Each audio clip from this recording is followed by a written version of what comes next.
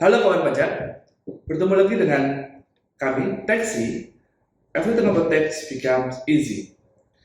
Pada kesempatan kali ini, saya Zamzam ditemani dengan teman saya, dengan Mas Tio, selaku penyuluh di KPP Pertama Batang. Mas Tio nih, jadi pada kesempatan kali ini, kawan pajak semua kita akan membahas mengenai aspek perpajakan pedagang emas. Mungkin bagi kawan pajak semua nggak cuma pedagang emas ya, bagi kawan pajak yang mungkin juga bukan pedagang emas bisa tetap relevan dengan pembahasan kita kali ini, karena kan kawan pajak juga mungkin nanti akan membeli emas dan segala macamnya, akan tahu nih pajak apa saja yang dikenakan atas emas perhiasan tersebut.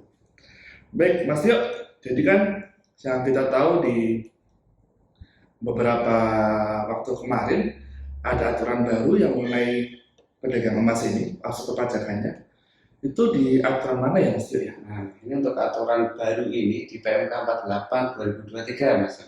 PMK 48 2023 berlaku mulai 1 Mei dan itu menggantikan peraturan yang sebelumnya sudah terbit seperti PMK 30 tahun 2014. Oke, jadi sebenarnya PMKN itu nggak serta-merta baru banget gitu ya?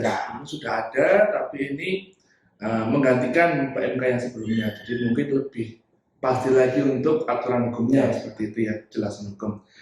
Baik Mas Tio, di PMK 48 itu ya 2023 ini yang dibahas apa aja sih Mas di dalamnya? Nah, ini terkait perlakuan perpajakan itu PPH atau PPN terkait penjualan emas perhiasan, ya termasuk juga emas batangan dan perhiasan yang tidak dari emas juga diatur di sini, dan yang dilakukan oleh pedagang emas, pabrikan dan juga pengusaha emas batangan. Jadi bisa pedagang, pabrikan maupun pengusaha emas batangan, emas perhiasan ya. Nah, jadi di sini mekanismenya itu pajaknya dipungut ya mesti atau gimana? Ya, kalau untuk mekanisme pajaknya dipungut oleh penjualnya. Oleh penjual. Jadi nanti setiap ada penjualan emas segala macam yang dilakukan oleh pedagang emas ataupun pengusaha pabrikan itu, dia akan memungut pajak ya, bisa PPH maupun bisa PPN-nya. Baik kawan pajak, kita bahas satu persatu ya Mas Tio ya. Yang pertama mengenai emas perhiasan ya Mas Tio, yang sering kawan pajak dekat dengan kawan pajak, sering beli segala macam.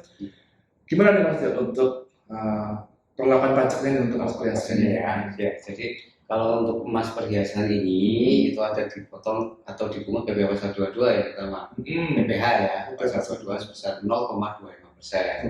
Selanjutnya itu ada PPN. PPN ini dengan besaran tertentu, tarif besaran tertentu itu 1,1% atau 1,65%. Jadi ada dua tarif.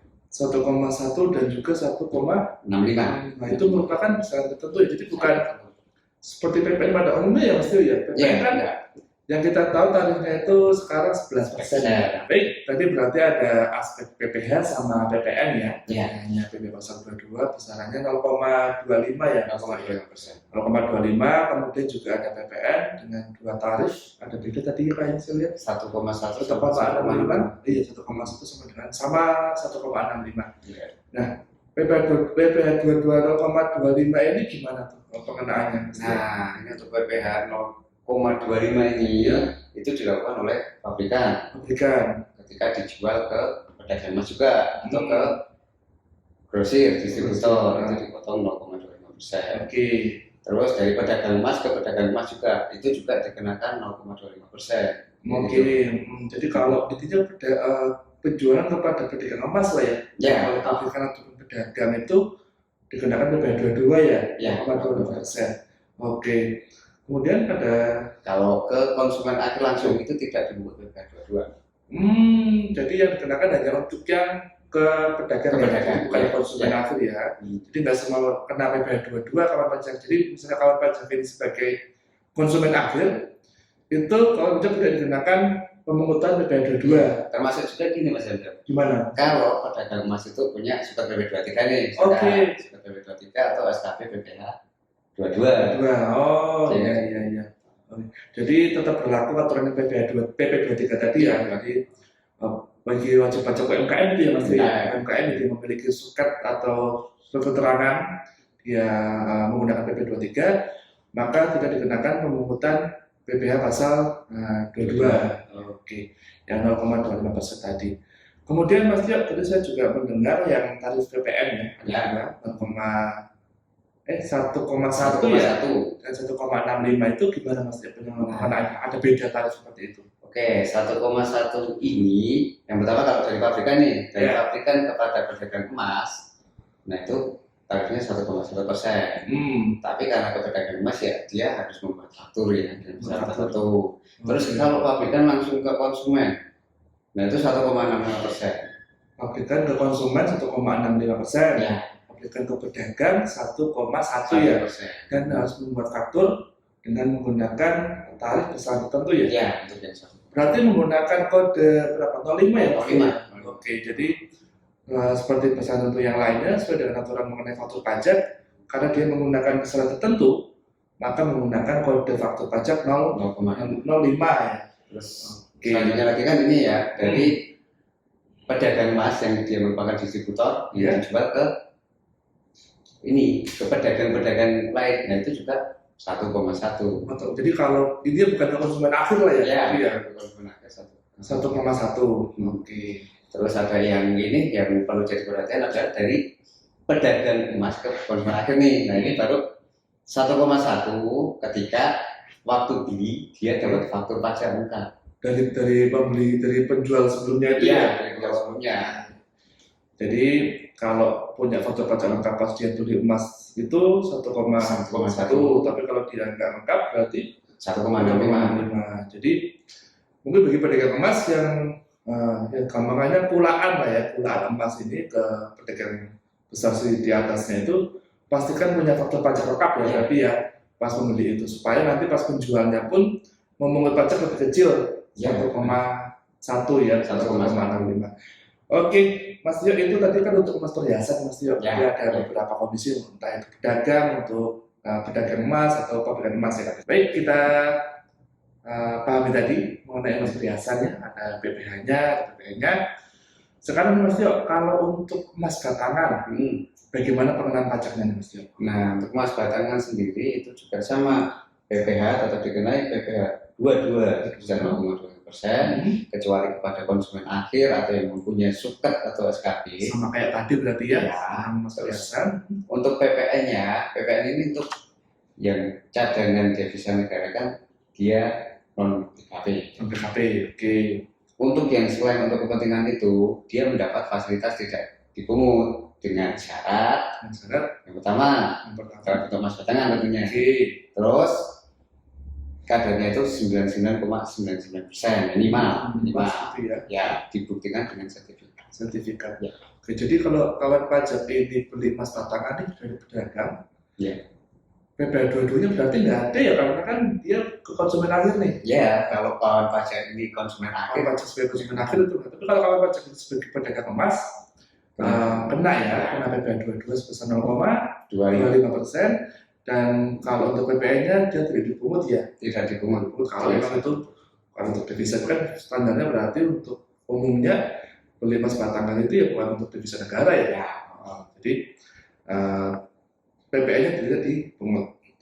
Oke, Mas Tio, kita bahas tadi sampai di emas perhiasan, kemudian emas batangan, kemudian kan penjual emas atau pedagang emas perhiasan itu kan kadang nggak cuma jual emas nih Mas Tio, juga ya entah perak atau tembaga mungkin atau mungkin kuningan, itu apakah juga dikenakan PPh atau PPN kan? Iya, sama aja.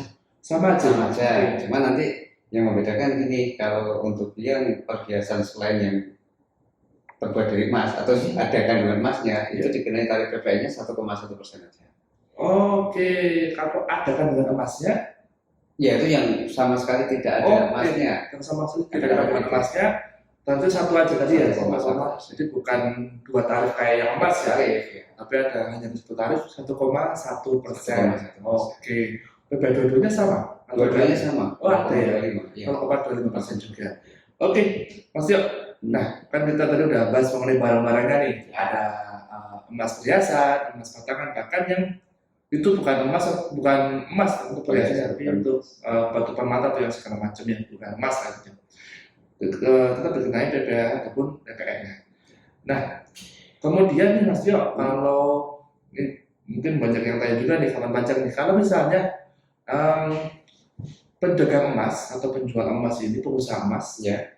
dia juga membuka jasa eh, terkait dengan emas perhiasan lah, kayak misalnya kan sering tuh di pengusaha emas tuh dia juga jasa poles, jasa Ya. modifikasi Ya, ya. itu kena pajaknya di mana Mas? Diatur juga nggak di aturan ini? Ya, di sini juga diatur kalau terkait jasa juga sama. Dia untuk PPN-nya secara tertentu juga 1,1% aja nih, Oke. 1,1%. Tapi untuk yang PPh 22 dia nggak kena, jelas kena jasa ya. Iya, betul. Ya, tapi dia bisa jadi dipungut atau dipotong PPh 21 atau Oke. PPh pasal 23. Bisa 21 kayak jasa pada umumnya lah ya. Iya, jasa Kayak pada satu umumnya. atau jadi nggak pakai PP 22 karena ini atas Iya, jasa ya. tergantung pemberi jasanya itu badan atau OP. Oke, kalau seperti biasa berarti OP 21 Badan dan 23 ya. Dan PP 22 nya nggak ada ya. Nggak ada. Oke. Baik, tadi sudah barang, sudah jasa, sudah. Nah, ini juga mungkin jadi pertanyaan juga nih Mas Tio nih. Nah, saya juga bingung nih. Misalnya gini, pedagang emas, dia juga lini usahanya kan ada banyak ya. Iya, Dia jual emas, kadang dia juga jual jam tangan atau bahkan jam dinding mungkin ya. Baju mungkin dia bisa jadi. Nah, kalau dia jualnya bukan emas perhiasan atau bukan perhiasan nih, Ya. jualnya ya kayak barang-barang biasa selain dari yang tadi Mas Tio sebutkan. Ya. Itu PPN-nya gimana? Apa ada PPN juga? Itu gimana? Nah, tentunya untuk PPN-nya ini dia tidak mengikuti yang ketentuan terkait perhiasan ini, Oh, gitu. tapi mengikuti yang ketentuan umum. Seperti tarif umum. Tarif umum. Seperti 11% juga berarti ya? 11% juga. Oke, jadi Tergantung apa yang dia jual. oke, tergantung yang dia jual. Jadi aturan ini hanya mengatur mengenai pedagang emas atau pengusaha emas, pabrikan segala macam yang dia menjual emas batangan, emas perhiasan atau perhiasan aja gitu ya. Perhiasan bukan dari emas. Bukan dari emas, oke. Perhiasan bukan dari emas. Oke, baik Mas Tio. Tadi kan soal PTN yang dikenakan atas penjualan emas, pencerahan emas tadi ya. Ya. Yang kita tahu kan PPN itu dipungut oleh PKP nih atau pengusaha kena pajak. Nah, misalnya pengusaha emas ini dia masih baru nih, masih kecil omsetnya, belum mencapai 4,8 M. Yang kita tahu kan kalau belum mencapai 4,8 M, dia masuk kriteria pengusaha kecil yang belum wajib PKP. Ya. Nah, untuk yang pengusaha emas baru-baru ini, dia boleh nggak nih yang di bawah 4,8 M ini dia nggak PKP dulu karena supaya dia biar emas yang dijual lebih murah lah karena dia tidak memungut PPN. Nah, itu gimana tuh? Ya, sesuai dengan ketentuannya, khusus untuk pedagang emas ini tetap wajib PKP. Oh, itu wajib PKP Ya, ya? Oke. berapapun omsetnya itu dia wajib PKP. Jadi nggak bisa milih nih Mas. Nggak ya? bisa milih. Kalau pengusaha lain kan dia bisa milih tuh, misalnya Ya. dia masih di bawah 4,8 M bisa milih PKP atau Enggak. nggak PKP. Oke. Kemudian Mas Tio, ini kan juga aturan baru nih. Kadang wajib pajak salah Mas Tio. Pengenaan tadi kan mungkin kawan itu juga masih ada yang bingung, ada yang 1,1, 1,65. Nah, kok pas dia mengut pajak itu pas penjualan, Ya. salah tuh Mas Tio. Harusnya 1,1, dia mengutip 1,65. Ya. Atau sebaliknya, Ya. 1,65 dia menjadi 1,1 yang mengutipnya. Nah, kalau itu perlakuannya gimana tuh Mas? Nah. Apakah bisa diubah atau gimana tuh? Ya. Ubahnya gimana? Oke, simpelnya gini, kalau untuk yang kurang ya, yang kurang dia tinggal kebetulan membayarkan kurangannya berapa. Oke. 1,65 dia baru bayar 1,1. Kita bayarkan kurangannya lalu kebetulan SPT. Oke. Itu yang kurang. Kurang. Kalau untuk yang kelebihan nih gimana nih? Ini Kelebihan ada gimana? dua perlakuan ya. Perlakuan yang pertama, kalau dia menjualnya itu dengan membuat faktur, Oke. dia bisa melakukan pembetulan SPT. Oke. Jadi Dengan tinggal membuat faktur. pakai faktur pengganti gitu ya? Ya. Oke, faktur pajak pengganti ya. Itu kalau membuat faktur. Tetapi ketika dia melakukannya dengan cara digunggung, Gunggung, oke. ya, dia tidak bisa melakukan pembetulan. Oh, karena memang nggak ada mekanisme buat faktur pajak. Yang ada juga juga ya. itu bisa Jadi, diperkenankan. nah terus yang misalnya pembelinya udah telah dipotong 1,65 gimana? Ya. Nah itu untuk pembelinya bisa mengajukan pengembalian. Oh gitu. Jadi yang mengajukan pengembalian pembelinya ya, Pembelinya. bukan pedagangnya ya. Jadi tetap nggak bisa dibetulkan untuk faktor pajak yang eceran tadi yang dibunggung, tapi dari pihak pembelinya bisa diajukan pengembalian ya. Ya. Oke. Kemudian yang mungkin juga pertanyaan bagi pedagang emas nih, teman-teman yang pedagang emas, kalau dia beli atau kulaan tadi, dia dapat faktur pajak lengkap dan dia menjualnya ke konsumen atau ke konsumen akhir lah, dia 5,1, itu faktur pajak yang masukannya dia itu yang lengkap tadi, Ya. kan lengkap nih, Ya.